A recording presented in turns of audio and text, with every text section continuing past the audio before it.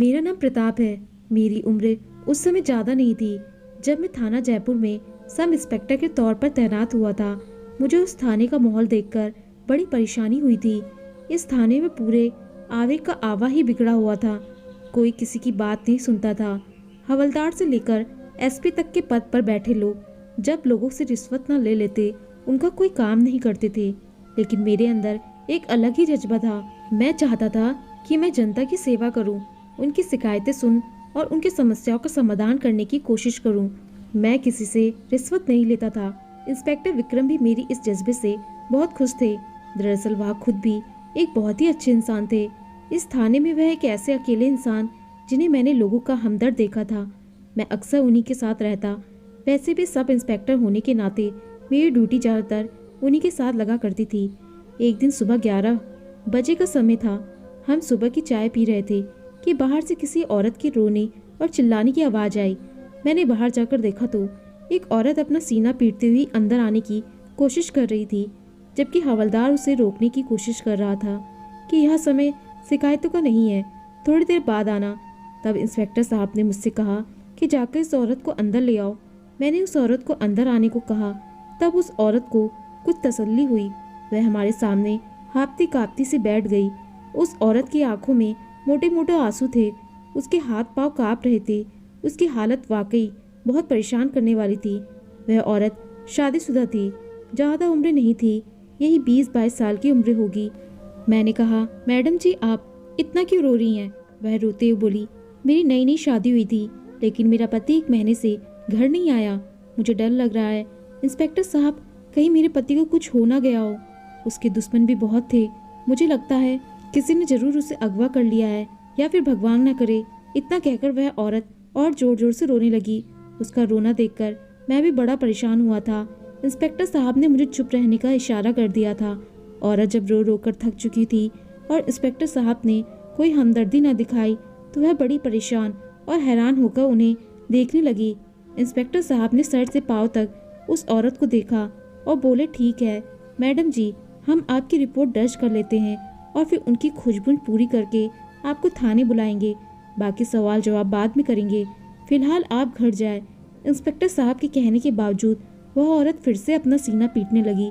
आप नहीं जानते इंस्पेक्टर साहब, मैं कितनी परेशान हूँ। आप मेरी मदद करेंगे तभी मैं यहाँ से जाऊँगी, वरना मैं ऊपर तक जाऊँगी। सबको कहूँगी कि पुलिस वाले मेरी कोई मदद नहीं करते हैं।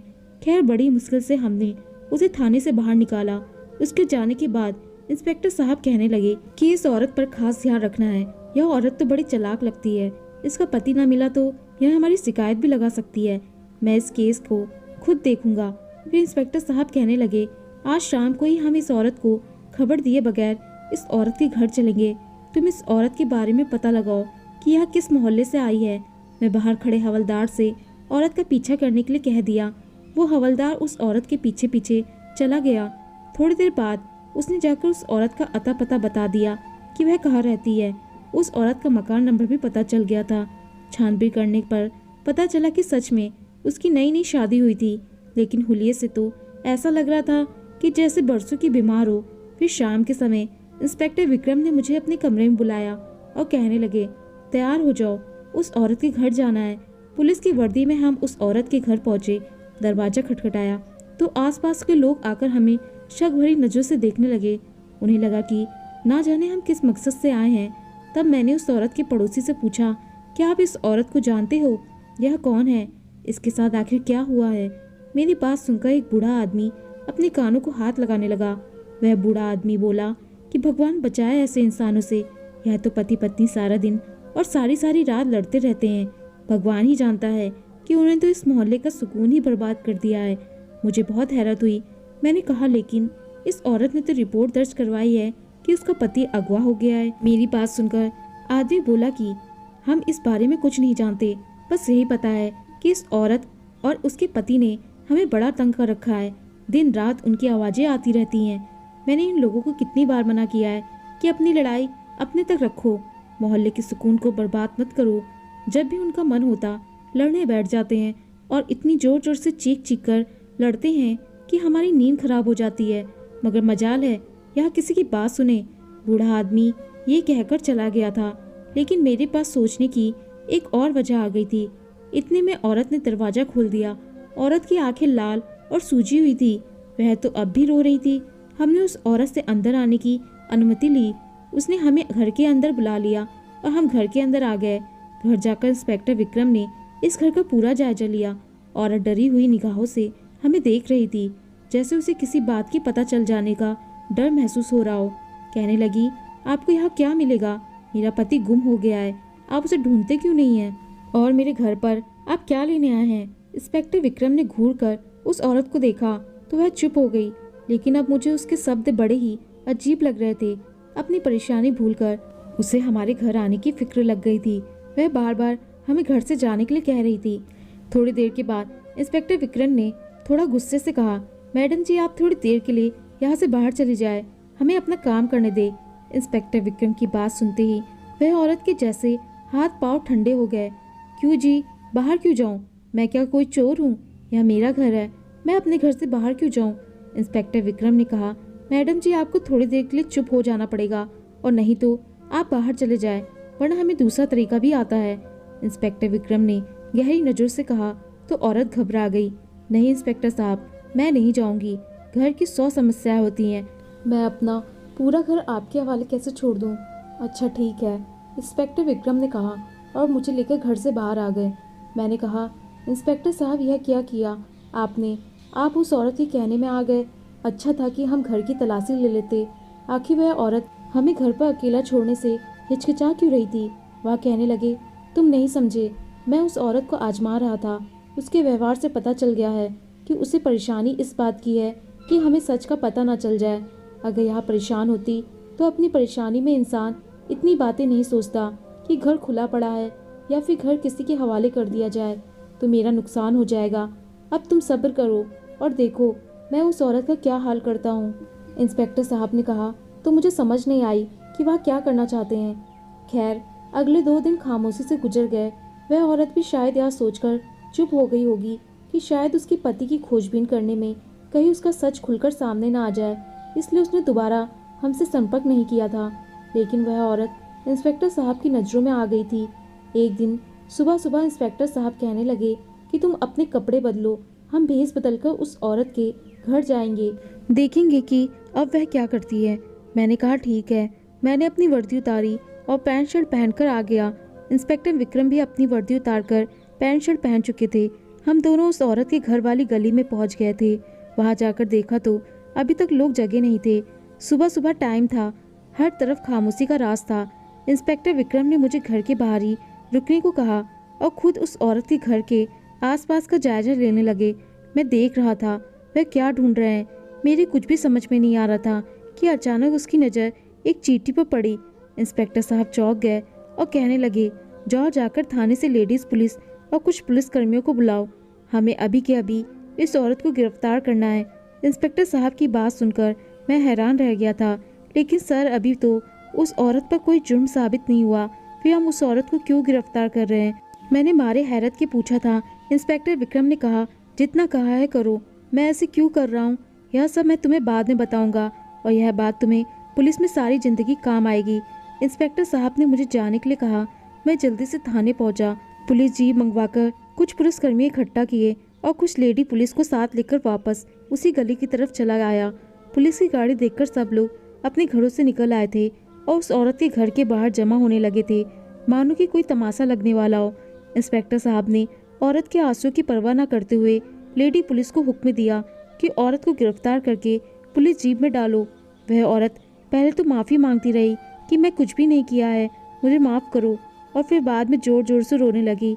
फिर बोली, मेरा पति गुम हो गया है और तुम लोग मुझे ही गिरफ्तार करके ले जा रहे हो, बजाय मेरी मदद करने के। इंस्पेक्टर साहब ने उसकी एक ना सुनी। औरत को पुलिस जीप में बिठा दिया गया। थाने पहुंचकर मैं बेचैन था कि कब इंस्पेक्टर साहब उस औरत को केस से पर्दा उठाते हैं, लेकिन इसकी नौबत ही नहीं आई। लेडी पुलिस ने उसे औरत की दुर्गत बनाना शुरू कर दी। इस पर बुरी तरह मार पड़ी, यहाँ तक कि वह अपना मुंह खोलने पर मजबूर हो गई, और फिर उसने खुद ही कह दिया कि उसने खुद ही अपने पति को मार दिया है। और अब मैं आपको एक एक शब्द सच बताऊंगी। और फिर आखिरकार उसी कहानी उसने खटी सुनाई। उस औरत ने बताया, हम 2 बहनें थे, मेरा नाम शिवानी है और मेरी बड़ी बहन का नाम संगीता था। हम 2 ही बहनें थे, हमारा कोई और बहन भाई नहीं था। मेरी माँ ज़्यादातर बीमार रहती थी और पापा की एक कपड़े की दुकान थी। पापा ज़्यादातर कपड़े की दुकान पर ही बैठा करते थे। हम दोनों बहनों में आपस में बहुत प्यार था। संगीता दीदी मेरा बहुत ध्यान रखती थी। मैं भी अपनी दीदी के बिना रह नहीं सकती थी। संगीता दीदी की शादी 3 साल पहले हो गई थी। जब संगीता दीदी की शादी हुई उन दिनों मैं 18 साल की थी। जब संगीता दीदी दुल्हन बनकर घर से चली गई तो उसके जाने के बाद मैं घर में अकेलापन महसूस करने लगी। मेरी माँ अक्सर बीमार रहती थी और घर में पड़ी रहती थी और पापा दुकान पर होते। कोई और बहन भाई था नहीं, अकेले मेरा ही जी घबराता था। मेरी उम्र में अब भी बचपना बाकी था। तब मैं अक्सर अपनी बहन को फ़ोन करके कहती कि तुम हमारे घर आ जाया करो, मगर उसका भी अपना घर था। वह कब तक हमारे साथ रहती? हफ्ते में 1-2 बार आ जाती थी। अकेलेपन अब मुझे डसने लगा था और अकेलेपन की वजह से अब मैं बीमार भी रहने लगी थी। एक दिन संगीता दीदी आई तो कहने लगी, तुम मेरे साथ मेरे घर चलो, कुछ दिन मेरे साथ रहोगी तो तुम्हारी तबीयत भी संभल जाएगी, दिल बहल जाएगा। संगीता दीदी की बात मुझे सही लगी थी। मुझे तो उनके घर वैसे भी अच्छा लगता था। वह और उनके पति ब्रिजेश अकेले रहते थे। घर में किसी तरह का कोई शोर शराबा नहीं होता था। वहाँ जाकर मैं दीदी से खूब गपशप कर सकती थी। भगवान की करनी, जिस दिन मैं दीदी के घर गई उसी दिन उनकी तबीयत खराब हो गई और वह बिस्तर से जा लगी। मुझे बहुत दुख हुआ। ऐसे में ब्रिजेश ने उनका बहुत ख्याल रखा। वह हर चीज़ समय पर लाते और कहती कि अपनी दीदी को बनाकर खिलाओ, मैं उन्हें बीमार नहीं देख सकता। एक दिन रात का समय था। मैं दीदी के साथ बैठी बातें कर रही थी कि उन्हें नींद आ गई। मैं सोचने लगी कि अपने कमरे में जाकर सो जाऊं या फिर यही दीदी के पास लेट जाऊं। फिर सोचा यहाँ रहना ठीक नहीं है। ब्रिजेश जीजा क्या सोचेंगे। मैं कमरे से बाहर निकली तो देखा बाहर ब्रिजेश खड़े हैं। ब्रिजेश को देखकर मुझे अजीब सा लगा क्योंकि उनकी नज़रें आज बदली हुई लग रही थी। मैंने उनसे कोई बात नहीं की और तेजी से चलती हुई अपने कमरे में आ गई। अपने कमरे में बैठे मुझे थोड़ी ही देर गुजरी थी कि मुझे दरवाजे पर किसी की मौजूदगी का एहसास हुआ। मेरा दिल कांप गया था। मैंने उठकर ही हॉल से देखा तो बाहर ब्रिजेश खड़े थे। अच्छा नहीं लगता था कि वह बाहर खड़े रहे। मेरे दिमाग में आया कहीं दीदी की तबीयत खराब ना हो गई, इसलिए ब्रिजेश मुझे बुलाने आए हो। तब मैंने कहा, जीजा जी क्या बात है, आपको क्या मुझसे कुछ कहना है? वह बोले, हाँ तुम बाहर आओ, मुझे तुमसे कुछ बात करनी है। मैंने दरवाज़ा खोला तो ब्रिजेश ने झट से मेरा हाथ पकड़ लिया और उनकी ये हरकत देखकर मैं परेशान हो गई कि भला कोई जीजा अपनी साली के साथ ये हरकत कैसे कर सकता है। मैंने कहा, जीजा जी आपको ऐसा नहीं करना चाहिए, आप तो मेरे बड़े भाई के समान हैं और दीदी बीमार है, मैं यहाँ उनकी सेवा के लिए आई हूँ। मगर ब्रिजेश पर तो कोई और ही भूत सवार था। वह मेरे साथ जबरदस्ती करने लगे और मेरे करीब आने की कोशिश करने लगे। तब मैंने उनके चेहरे पर एक जोरदार थप्पड़ दे मारा और उन्हें धक्का देकर जोर से दरवाज़ा बंद करके अपने कमरे में चली आई। मेरे जीजा जी का तो बुरा हाल हो गया था गुस्से के मारे, क्योंकि मैं उनके मुंह पर थप्पड़ जो मार दिया था। दीदी बेचारी दवाइयों के असर में थी, इसलिए शायद इस शोर शराबे को सुनने की हिम्मत ना थी। सुबह उठकर मैंने सोचा कि मुझे यहाँ अभी एक पल भी नहीं रहना चाहिए, फौरन अपने घर चले जाना चाहिए। मैं संगीता दीदी को ब्रिजेश की हकीकत भी बता देना चाहती थी, लेकिन बता नहीं सकी क्योंकि सुबह मेरी बहन की हालत बहुत ख़राब हो गई थी। सुबह सुबह मेरे जीजा ने उन्हें गर्म दूध का गिलास और कुछ दवाइयाँ भी दे दी थी, मगर इसके बावजूद उनकी खांसी और बुखार में कमी नहीं हो रही थी। दीदी को देखकर मेरा कलेजा कटने लगा था। कुछ ही दिनों में मेरी दीदी बहुत कमज़ोर हो गई थी, उनका चेहरा पीला पड़ गया था। दीदी की हालत देखकर मुझे बहुत दुख हो रहा था। शाम को मेरे जीजा जी दीदी के लिए दवाई ले आए। मैंने उन दवाई खिलाई और अपने कमरे में जाने लगी। दीदी को भी नींद आ रही थी। तब जीजा जी ने मुझे रास्ते में ही रोक लिया। कहने लगे, मैं तो तुम्हें सूर्य दिन से ही पसंद करता हूँ, तुम्हारी बहन में मुझे कोई दिलचस्पी नहीं है। तुम्हारे माँ बाप से मैंने तुम्हारा रिश्ता मांगा तो कहने लगे कि पहले बड़ी बेटी की शादी करेंगे, उसके बाद ही छोटी से करेंगे, और अभी तो हमारी छोटी बेटी बहुत कम उम्र है, इसलिए हम उसकी शादी नहीं कर सकते। मगर तुम मुझे शुरू से ही पसंद थी। ब्रिजेश के मुँह से ऐसे शब्द सुनकर मुझे गुस्सा आ गया, मगर मैं कुछ ना बोली कि मेरी बहन बीमार थी। मैं उनसे पीछा छुड़ाकर अपने कमरे में आ गई और अपने कमरे का दरवाज़ा बंद करके लेट गई। अगले दिन मेरी बहन की हालत और बिगड़ गई, यहाँ तक कि उन्हें अस्पताल ले जाना पड़ा। अस्पताल पहुंचकर पता चला कि दीदी ने बहुत बड़ा सदमा दिल को लगा लिया है और इसी सदमे के कारण वह बीमार पड़ गई हैं। बुखार परेशानी की वजह से था और दीदी को पैरालाइज होने की भी चांस है। इसके अलावा मेरी दीदी को डायरिया भी हो गया था। यह सब सुनकर मैं परेशान हो गई। मेरे मम्मी पापा भी अस्पताल पहुंच गए थे, लेकिन उस शाम दीदी हमें छोड़कर इस दुनिया से चली गई। इस खबर ने तो जैसे मेरे सर पर सातों आसमान गिरा दिए थे। उस दिन मैं दहाड़े मार मार कर रोई थी। मैंने सोचा नहीं था कि मेरी दीदी मुझे इतनी जल्दी छोड़कर चली जाएंगी। मेरा तो सब कुछ मेरी दीदी ही थी। बचपन से लेकर अब तक मैंने दीदी के साथ ही टाइम गुजारा था। दीदी मेरी सबसे अच्छी दोस्त भी थी। मैं उनसे अपने दिल की सारी बातें कर लिया करती थी। बचपन से लेकर अब तक मेरी दीदी ने मेरा बहुत ध्यान रखा था, मेरा बहुत साथ दिया था। मेरी माँ तो हमेशा से ही बीमार रहती थी। मेरा ज़्यादा समय दीदी के साथ ही गुजरता था। मैंने सोचा अब शायद मैं इस ब्रिजेश जैसे आदमी को कभी माफ़ नहीं कर पाऊंगी। ऐसे घटिया इंसान से मुंह लगाने का कोई तुक ही नहीं था। मैं तो अपनी दीदी की वजह से इस घर में रुकी हुई थी, लेकिन अब इस घर में रुकने का कोई मतलब ही नहीं था। लेकिन ज़िंदगी बड़ी अजीब चीज़ है। ज़िंदगी इंसान को ऐसे मोड़ पर ले आती है जिसे इंसान ने सोचा भी नहीं होता। एक शाम मेरे मम्मी पापा घर पर नहीं, दरवाजे पर दस्तक हुई। मैंने दरवाज़ा खोला तो सामने ब्रिजेश खड़े थे। मैं उन्हें देखते ही डर गई। कहने लगी, मैं तुमसे एक बात करूँगा और फिर चला जाऊँगा। उसके बाद तुम्हारे जवाब का इंतज़ार करूँगा। मैं समझ गई थी कि इस घटिया इंसान को मुझसे क्या बात करनी है, मगर फिर भी मैं सब्र का दामन थामे रखा, क्योंकि मैं कोई तमाशा नहीं चाहती थी। तब ब्रिजेश ने बड़े ही ठहरे हुए शब्दों में कहा, मैं तुमसे शादी करना चाहता हूँ। अगर तुमने मुझे ना की तो अच्छा नहीं होगा। पहले भी तुम्हारा रिश्ता ना देने का अंजाम तुम्हारे सामने है, यानी तुम्हारी दीदी की मौत। और अब अगर तुम इनकार करोगी तो सोचो अब आगे क्या हो सकता है। मैं सोच भी नहीं सकती थी कि ब्रिजेश इस कदर भी गिर सकता है। ना जाने उसकी इस बात का क्या मतलब था, मगर मैं उसके कहने के अंदाज को देखकर डर गई थी। मैंने उससे आगे कुछ नहीं कहा, लेकिन अब मेरे खोने के लिए कुछ नहीं बचा था। मेरी बहन तो इस दुनिया से चली गई थी और अब मुझे ब्रिजेश से कोई डर नहीं था। अगले 1-2 दिन उसने मेरा जवाब मालूम करने की कोशिश की तो मैंने साफ साफ कह दिया कि मुझे तुमसे कोई बात नहीं करनी, ना ही तुमसे शादी करनी है। तुमने जो करना है कर लो। मेरी बात का ब्रिजेश पर कोई असर नहीं हुआ। उसने मेरे माँ बाप से मेरा रिश्ता मांगा और ना जाने उन्होंने क्या बात की मेरे माँ बाप से कि मेरे माँ बाप शादी के लिए मान गए और मेरी रजामंदी के खिलाफ ही मुझे ब्रिजेश के पल्ले बांध दिया। मैंने अपने माँ बाप को समझाने की लाख कोशिश की। ब्रिजेश अच्छा आदमी नहीं है, उसकी नीयत गंदी है। वह पहले भी मेरे ऊपर गंदी नज़र डाल चुका है, लेकिन माँ बाप ने मेरी एक ना सुनी। यह बात मेरे दिल में बहुत ही ज़्यादा तकलीफ देने वाली थी, मगर मैं क्या करती। ब्रिजेश जैसे घटिया इंसान का साथ अब मेरी किस्मत में लिख गया था। और फिर ब्रिजेश से मेरी शादी हो गई। शादी के कुछ दिनों तक तो उसका व्यवहार मेरे साथ बहुत ही अच्छा था, लेकिन धीरे धीरे जब उसका मुझसे मन भरने लगा तो उसका व्यवहार मेरे साथ खराब होने लगा। शादी के कुछ ही महीने बाद मुझे पता चला था कि उसने मेरे माँ बाप को धमकाकर मेरे से शादी की थी। अब ब्रिजेश का व्यवहार मेरे साथ बहुत बुरा था। वह मुझे हंसकर भी बात नहीं करता था। वह एक दिमागी मरीज बन गया था। तब मैंने एक दिन उससे पीछा छुड़ाने के बारे में सोचा। मैं समझ गई थी कि ब्रिजेश ने ही मेरी बहन की जान ली थी, और यह बात उसने खुद अपने मुंह से ही बाद में बोल दी थी। उस दिन जब उसने यह कहा कि तुम्हारे इनकार की सजा तुम्हारी बहन को मिल चुकी है, तब मैंने उससे पूछा कि तुमने मेरी बहन के साथ क्या किया था।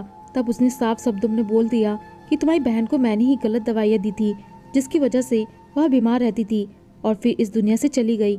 और फिर मेरा खून खौल उठा था। मैं बर्दाश्त न कर सकी और फिर मैंने उससे अपनी बहन का बदला लेने के बारे में सोच लिया। और फिर मैं अपने प्लान पर सोच विचार करने लगी और फिर मैंने अपनी दीदी का बदला ले लिया। जब जैसे घटिया इंसान की यही सजा थी, मैंने उसे अपने आंगन में ही गड्ढा करके गाड़ दिया था। उस औरत की कहानी पूरी हो चुकी थी। यह कहकर उस औरत ने नफरत से फर्श पर थूक दिया था। इंस्पेक्टर विक्रम ने उस औरत को अंदर ले जाने का हुक्म दिया और फिर बैठकर उसकी फाइल बनाने लगे। मैंने कहा, सर, मैं एक ही बात सोच रहा हूँ कि आखिर आपको कैसे पता चला कि यह औरत ही अपने पति की कातिल है। इंस्पेक्टर विक्रम कहने लगे, मैंने सारी उम्र इसी थाने में गुजारी है। मैं जानता हूँ कि किस इंसान की बात करने का मतलब और अंदाज क्या होता है।